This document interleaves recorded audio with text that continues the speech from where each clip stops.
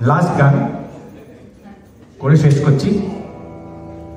স্বাস্থ্য সম্বন্ধে সকলেরই সচেতন হওয়া উচিত। আমরা যেহেতু মোস্টলি ডাক্তার, তাই জন্য একটা স্বাস্থ্য সম্বন্ধে জ্ঞান দিয়ে গান দিয়ে শেষ করছি। হ্যাঁ, পাবলিক হেলথ মেসেজ দিয়ে শেষ হবে, ঠিক আছে?